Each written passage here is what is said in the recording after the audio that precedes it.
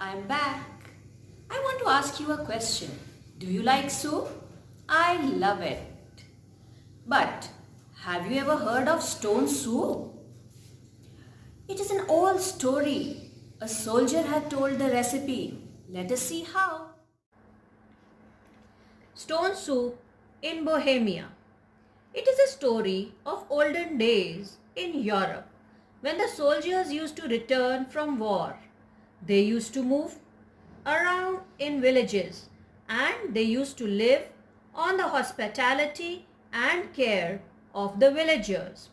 Characters of the story are a soldier, a burgomaster. Burgomaster is a kind of a sarpanch, or you may call it a district magistrate, and a few other villagers.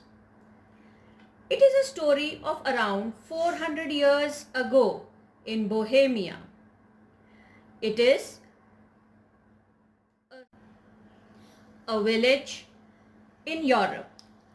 A soldier reached a small village. The village looked very dull. But still, he reached the center of the village and sat under a tree. He unloaded his luggage. The luggage contained only a few things: a blanket, a leather bag, and a cauldron.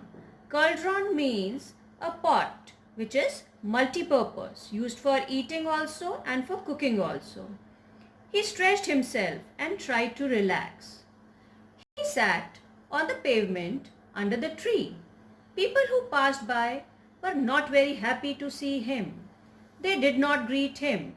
After some time, an old man came, and he was the chief magistrate, or the burgomaster, you may call it.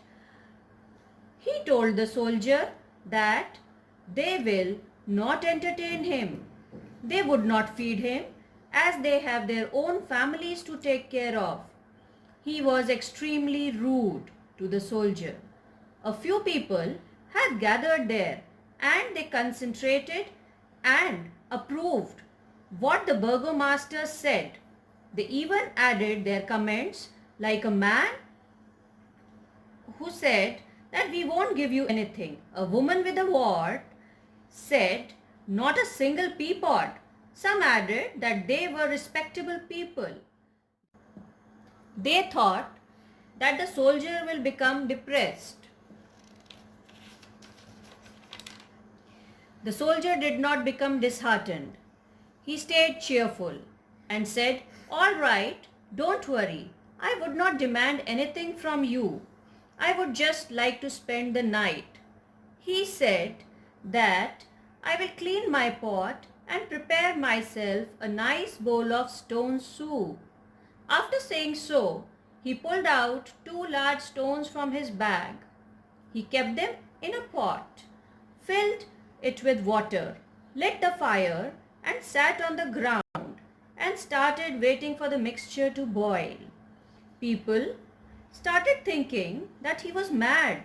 Some thought that the stones were magical, or the person is a magician. Nobody had heard of such a soup. They were murmuring amongst themselves. The soldier was observing everything. He said that don't be upset. It is a very old recipe given to me by a saint because I had saved his life from a wild elephant. He said it was a soup from China. Everybody got interested and sat near him. He took a little water in a spoon and tasted it. He exclaimed that it was very tasty. Everyone was wondering that can stones also make soup? He started telling them stories of war and the soup.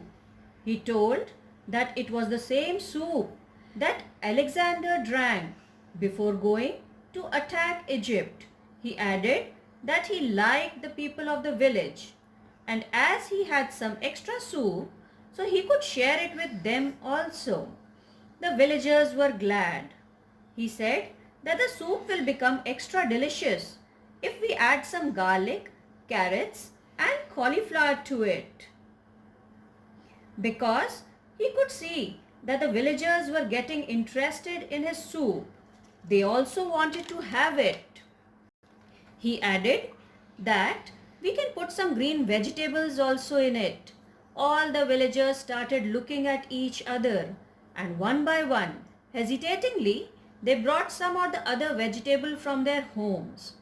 In the meantime, the soup was boiling. He kept on joking, using flattery words for the villagers. He kept on praising the burgomaster. Everybody was sitting near him and they enjoyed talking to him. They all were waiting for the soup to be ready. The soup smelled delicious.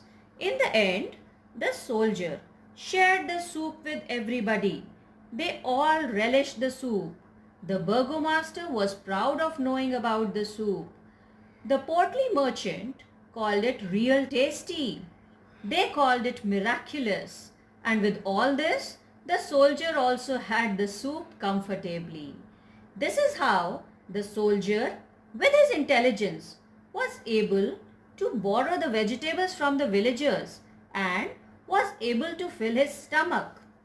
I hope you liked the story and do share your comments if you want me to help you out with any other topic of your syllabus.